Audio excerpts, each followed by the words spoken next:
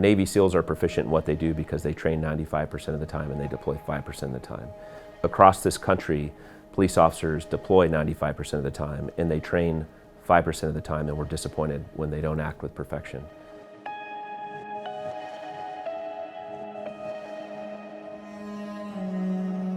And 2021 was, in particular, a difficult year for us. We were dealing with the pandemic, with the civil unrest, as well as significant staffing shortages, and then on top of that, some record-breaking violence. Our turning point was the summer of 2021, where we had 2 employees take their lives within 2 months. So we definitely had to make a change.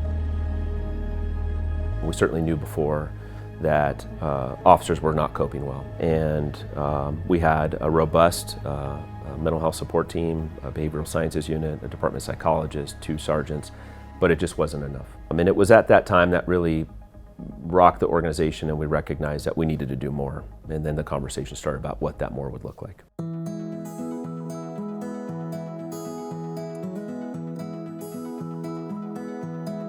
I'm a member of the Arizona Air National Guard, and through that career field, I discovered the Boulder Crest Foundation. I knew that this was something that was too special just to hold on to for myself. I was going to have to figure out how to bring part of this back to the Tucson Police Department.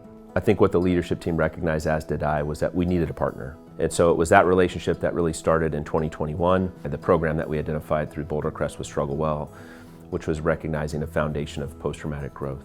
I was fortunate I was able to come back as chief in December of 2021, inherit our first Struggle Well course, which launched that year. It was another mind-blowing experience to be there and help facilitate the class from the back row and watch the impact of the post-traumatic growth material on these first 20 students. I was convinced that we definitely had something special, and this was something that was going to be around for a long time, and it was going to change the culture at TPD. Everything we do at Boulder Crest is based on this idea of post-traumatic growth, shorthand for what doesn't kill you can make you wiser. And we looked at a culture that seemed to be trying to convince people that they were destined to become victims of all the traumatic events they experienced, and they were destined to live diminished lives, and that the cost of their service to their community was going to be the quality of their life. And it didn't register for us, in that these folks who do this incredible work deserved better than that. But it also scares us, because who's going to do a job when that's part of the bargain? So at the heart of Struggle Well training is teaching people and providing a roadmap to transform struggles in their life into strength and growth. It's about normalizing struggle, recognizing that nobody has life all figured out, and that there are moments in time and experiences we have that really do bring us to our knees. And that when that does happen, it's both a challenge, but it's also an opportunity. And it's this notion that struggle is a terrible thing to waste. Our department has made such a drastic change towards mental wellness, mental health, and why not start that from the beginning of training? Why not start that with the recruits who come in, who, to them, this is normal, to be able to talk about problems, to be able to deal with problems on a regular basis in a formatted type of setting, in a safe setting. And if we can do it from the beginning, it's going to benefit through the long run. In my personal life, it's definitely changed me a lot. I'm a young guy going through this academy. I'm one of the youngest ones here. So it's really allowed me to see things in a different perspective, because I don't have the life experience as a lot of the older recruits have, but it's allowed me to really see things from a different point of view and be able to understand everyone's situation a little bit better.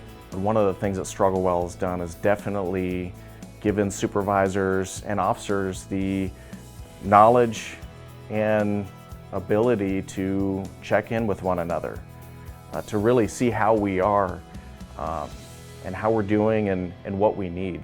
Our retention numbers have really increased quite a bit, and I do think it has a correlation with the training that we're providing to our employees. We're now at about 500 employees that we've put through this program since 2021, and we're very proud of that. A big part of Struggle Well, to me, is helping people regain what I think about as the love of the game. Is people love being able to be of service to their community. They love being able to protect people who can't necessarily protect themselves, and we have to ensure that those men and women want to continue to do this, and that they can do it in a world where they don't have to choose between the work they want to do and their well-being. It wasn't just about scaling and making this program accessible to our fire department and our emergency communications center staff. We've really taken it beyond that. How do we help scale the program in our region?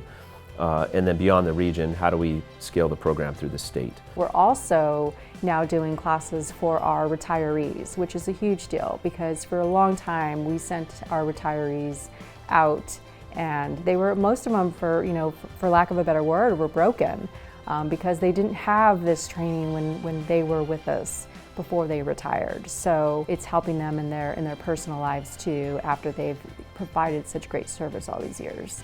It's almost like a rebirth, if you will, and that might sound a little corny for someone who's never been in the program, but it is that impactful. It's recognizing when you allow someone through this process to be human, to have emotion, and that's okay, and I certainly demonstrate that when I open up in the beginning of the class, that then they can not only have that deeper sense of connection and trust in the police department, but certainly they can have that out in the community as well.